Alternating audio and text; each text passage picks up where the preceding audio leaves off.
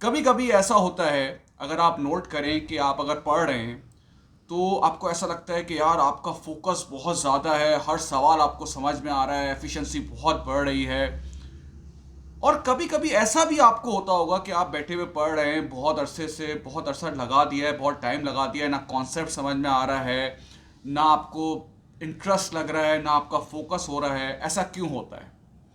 देखिए, बहुत सारे बच्चों को और बहुत सारे लोगों को ये नहीं पता होता कि 24 घंटे में कुछ ऐसे इंटरवल आपके पास आते हैं जहां पर आपकी मेंटल एनर्जी पीक की होती है, जिसको हम कहते हैं पीक आर। और अक्सर बच्चों को या अक्सर लोगों को ये पीक आर का कॉन्सेप्ट नहीं पता होता। पीक आर वो कॉन्सेप्ट होता है कि 24 घंटे में कुछ घंटे ऐसे आते हैं जब आपकी मेंटल एनर्जी टॉप पर होती है, जब आपका फोकस जो है वो टॉप पर होता है। और बिल्कुल इसी तरीके से कुछ ऐसे आवर्स होते हैं जो आपके लिए बहुत लेस प्रोडक्टिव होते हैं। आपकी मेंटल एनर्जी, आपका फोकस इतना ज़्यादा क्लियर नहीं होता।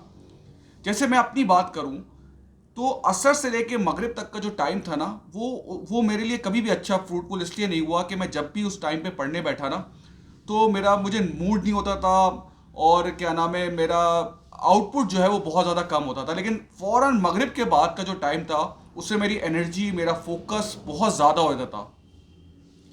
तो सेम ऐसे ही हर बच्चे को पता होना चाहिए कि उसका पीक आवर क्या है, वो कौन सा घंटा है जिसमें उसकी मेंटल एनर्जी सबसे ज्यादा होती है।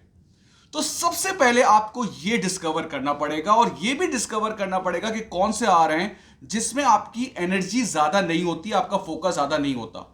तो अगर आप 3-4 घंटे या आप समझिए कि 3-4 दिन, एक हफ्ता इस पे लगाएंगे और डिफरेंट इंटरवल पे अपने आप को चेक करेंगे, तो आपको यह पता चल जाएगा कि कौन सा मेरा पीक आवर है। पीक आवर का पता होना बहुत ज्यादा जरूरी होता है कि यार ये वो घंटा है जिसमें मेरी एनर्जी, मेरा फोकस सबसे ज्यादा है।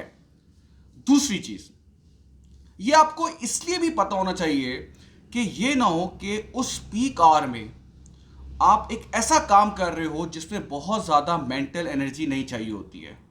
वो कॉन्सेप्ट समझ रहे हो जो कि बहुत आराम से इजीली आपको समझ आ सकता है अगर आप किसी भी और घंटे में बैठो, ताकि आपका पीक आवर वेस्ट ना हो। ये ना हो कि पीक आवर में आप नेटफ्लिक्स देख रहे हैं, आप मैसेजेस कर रहे हैं।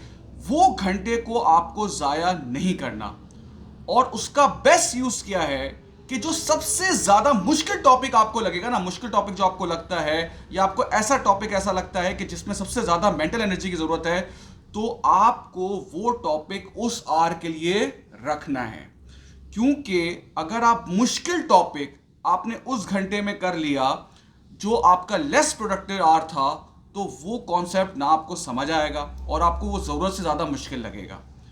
तो ये कुछ चीज़ें हैं, अगर आप इस पे इंशाल्लाह अप्लाई करेंगे तो आप देखेंगे कि आपकी प्रोडक्टिविटी में इजाफा हो जाएगा। ठीक है, तो discover your magic are. Thank you.